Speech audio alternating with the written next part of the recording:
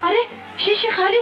बद्री बद्री जा दौड़ कर ये दवा ले आ, सब जगह खाना मरी हो रही है। मालिक का ये हाल है और तू भी जान सबको प्यारी। भगवान अब मैं क्या करूं, मेरा कोई मददगार नहीं। पाकिस्तान शोबिज़ इंडस्ट्री का इंतहाई मोतबर और सीनियर नाम, जिन्होंने क़याम पाकिस्तान से पहले अपने करियर का आगाज किया और फिर पाकिस्तान मुंतकिल होकर अपनी तमाम तर सलाहियतें पाकिस्तान टेलीविजन के लिए वक्फ कर दी। इंतहाई मंजी हुई अदाकारा जिनका हर किरदार देखने से ताल्लुक रखता है। उनके तमाम तर ड्रामे सबक आमूज होते हैं, जिसकी वजह से उन्हें इश्तियाक के साथ देखा और पसंद किया जाता है। औरतों के हुकूक के लिए गिरां कदर काम करने वाली इन अदाकारा को हम सब बेगम खुर्शीद मिर्जा के नाम से बखूबी जानते हैं। आज की इस वीडियो में हम बताएंगे बेगम खुर्शीद मिर्जा के हालात जिंदगी और रोशन कैरियर के बारे में। मुझे याद नहीं क्या क्या कहती थी बड़ी हो जाऊंगी तब ब्याह होगा। हटो चाचा। हटो क्या? मैं क्या जानूं। बेगम खुर्शीद जहां 1918 को अलीगढ़ में पैदा हुई। आपके वालिद शेख अब्दुल्ला तालीमी शोबे से वाबस्ता थे, जबकि वालिदा का नाम वहीदा जहां था। बेगम खुर्शीद के वालिदैन ने अलीगढ़ में वीमेंस कॉलेज की बुनियाद रखी, जहां बेगम खुर्शीद ने भी तालीम हासिल की। उनके वालिद बरे सगीर की मुसलमान खवातीन को तालीम के जेवर से आरास्ता करने के लिए अपनी कोशिशों में मसरूफ रहते थे। कदामत पसंद मुआशरे में रहने के बावजूद वो वसीउ ज़हन और लिबरल तबीयत के मालिक थे। खुर्शीद जहां का लड़कपन अलीगढ़ की तंग और मुहज्जब गलियों में गुजरा, जहां से उन्होंने शाइस्तगी और अखलाक की बुलंद दर्जा मीरास हासिल की। 1935 में 18 साला खुर्शीद जहां की शादी पुलिस ऑफिसर अकबर मिर्जा से हुई और यूं खुर्शीद जहां खुर्शीद मिर्जा बन गईं। उन्होंने कह तो दिया। क्या वो सच है रे?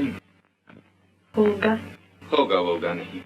अगर ना कहूँ तो मेरा दिल न मानेगा। तो दिल का ही कहा सच समझ लीजिए।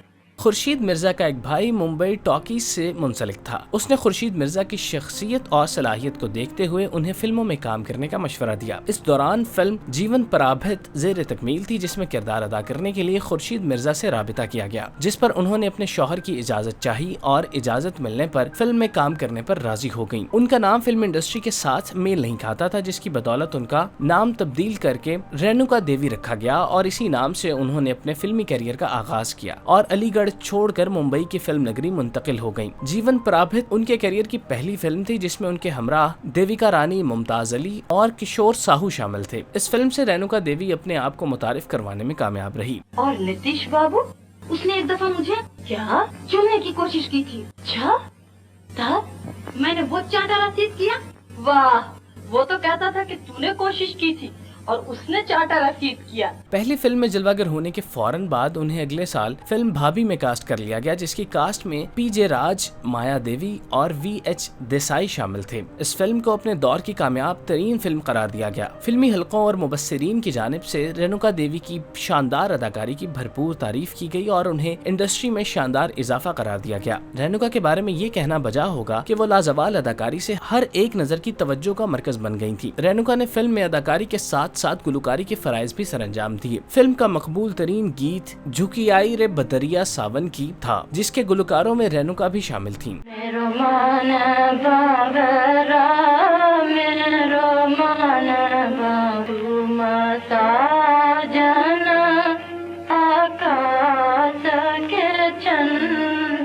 फिल्म भाभी के बाद रेणुका की मकबूलियत का ग्राफ तेजी से बढ़ गया और वो इंडस्ट्री की कामयाब अदाकाराओं की फहरिस्त में शामिल की जाने लगी। उन्होंने 4 फिल्मों में काम किया, जिसमें भक्ति, बड़ी दीदी, नया दौर और सहारा शामिल है। इन सुपरहिट फिल्मों के बाद 1944 में रेणुका ने भारतीय फिल्म इंडस्ट्री से रिटायरमेंट का ऐलान किया और पाकिस्तान को अपना मुस्तकिल ठिकाना बना लिया। क़याम पाकिस्तान के बाद जब 60 की दहाई में पीटीवी का क़याम अमल में आया और वहाँ से नशर होने वाले ड्रामे अवाम में मकबूलियत हासिल करने लगे, तो इस मौके पर सीनियर और काबिल अफराद की जरूरत महसूस की गई, जो अपने तजुर्बे से इन ड्रामों को मुफीद, बेहतर और शानदार बना सकें और नए आने वाले स्टाफ को ट्रेनिंग फराहम कर सकें। असलम अजहर, जो पीटीवी के पहले एमडी और पाकिस्तान टेलीविजन के बानी थे, उन्होंने इस मौके पर खुर्शीद मिर्जा के तजुर्बे से फायदा उठाने की गरज से उन्हें पाकिस्तान टेलीविजन पर परफॉर्म करने का मशवरा दिया, जिस पर अमल करते हुए खुर्शीद मिर्जा ने तवील अरसे बाद पीटीवी के मकबूल ड्रामा किरण कहानी से अदाकारी का दोबारा आगाज किया। मारूफ मुसन्निफा हसीना मोइन के कलम से लिखे जाने वाले इस ड्रामे में खुर्शीद मिर्जा ने सफिया बानो का किरदार ادا کیا جو معاشرے کی روایتی بیوی کے طور پر اپنے شوہر یعنی قاضی واجد کے ساتھ گلے شکوے کرتی دکھائی دیتی ہیں۔ ڈرامے میں معاشرتی اقدار اور خاندانی نظام کو انتہائی خوبصورتی سے فریم کیا گیا جو بلا شبہ دیکھنے سے تعلق رکھتا ہے۔ بہترین ڈائلاگ اور منفرد سیٹ اس ڈرامے کو 4 چاند لگانے میں بھرپور کردار ادا کرتے ہیں۔ ڈرامے کی دیگر کاسٹ میں روحی بانو، جمشید انصاری، بابرہ شریف، منظور قریشی، زینت یاسمین اور محمود علی شامل تھے۔ خاک صحیح کہہ رہا ماشاءاللہ، کھاتے پیتے گھر کا لڑکا ہے اور پھر سیدھا ایسا کہ ناک پکڑ کر چاہو تو ادھر سے ادھر کر لو۔ آپ کا مطلب ہے بے وقوف؟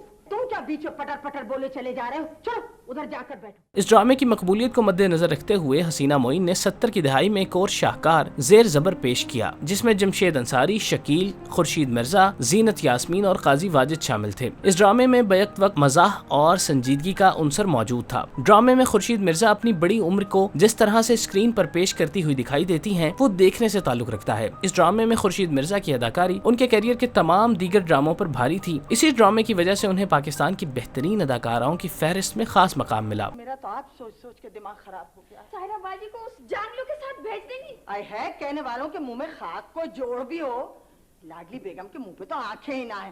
چڑی کے غلام کو لے کے آ گئی اور اب جانے کا نام نہ لیتی۔ مان نہ مان میں تیرا مہمان۔ خورشید مرزا نے پی ٹی وی کو بہتر اور اس کا معیار قائم کرنے کے لیے درجن کے قریب ڈراموں میں کام کیا اور اپنا تجربہ خوب بانٹا، اور جب انہیں معلوم ہوا کہ انہوں نے اپنی ذمہ داری خوش اسلوبی سے ادا کر لی ہے تو انہوں نے 1985 میں انڈسٹری سے باقاعدہ ریٹائرمنٹ لے لی اور اپنی بیٹیوں اور نواسوں کے ہمراہ مستقل طور پر لاہور شفٹ ہو گئیں۔ 1982 میں بیگم خورشید مرزا نے اپنی سوانح حیات لکھی جس میں انہوں نے اپنی زندگی کے تمام تر ادوار کو قلم بند کیا۔ اپنی کتاب میں انہوں نے برطانوی ہند میں ایک تعلیم یافتہ شخص کی زندگی، لکھنؤ میں صحافتی تعلیم اور کام، شادی شدہ زندگی، بھارتی فلم انڈسٹری، کراچی میں ایڈجسٹمنٹ اور پاکستان ٹیلی ویژن میں کام کرنے کے تجربات کو قارئین کے ساتھ شیئر کیا۔ ابتدائی طور پر ان کی سوانح حیات انگریزی میگزین ہیرلڈ پر قسط وار انداز میں شائع ہوتی رہی جسے بعد میں کتاب کی شکل میں the memoirs of Khurshid Mirza a woman of substance کے نام سے 2005 میں شائع کر دیا گیا۔ یہ اتر کہاں سے لگا؟ اتر میں تو وہ مگر میں نے تو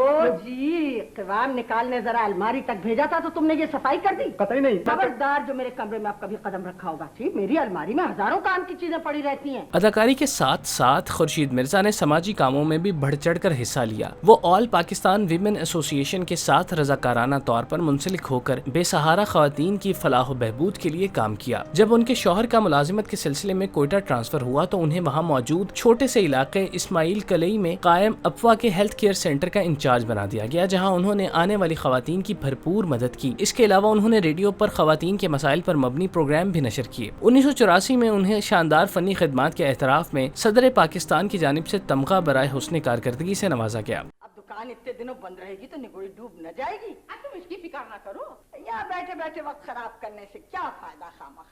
لڑکے لڑکیوں کے رشتے یوں ہی نہیں ہو جایا کرتے۔ ہے تو بیگم یہاں کون سا رشتہ دھرا ہے؟ نہ لینا ایک نہ دینا دو۔ 1979 میں خورشید مرزا لاہور میں وفات پا گئیں اور انہیں مقامی قبرستان میں سپرد خاک کیا گیا۔ اس موقع پر انہیں فلمی، سیاسی اور حکومتی شخصیات کی جانب سے زبردست خراج تحسین پیش کیا گیا۔ خورشید مرزا پاکستانی خواتین کی فلاح و بہبود کے لیے سرگرم تھیں اور ان کے لیے اٹھائے جانے والے ہر مثبت قدم میں آگے آگے نظر آتی تھیں۔ وہ ایک سچی اور محب وطن پاکستانی تھیں جن کی خدمات ہمیشہ یاد رکھی جائیں گی۔ ہماری دعا ہے کہ اللہ پاک خورشید مرزا کو جنت الفردوس میں اعلیٰ مقام عطا فرمائے، آمین۔ خبردار جو میرے منہ لگا ہوگا اس سب، میرا آپ جی بگڑا جاوے ہے۔ کبھی پان کھائے چلی جا رہی ہو۔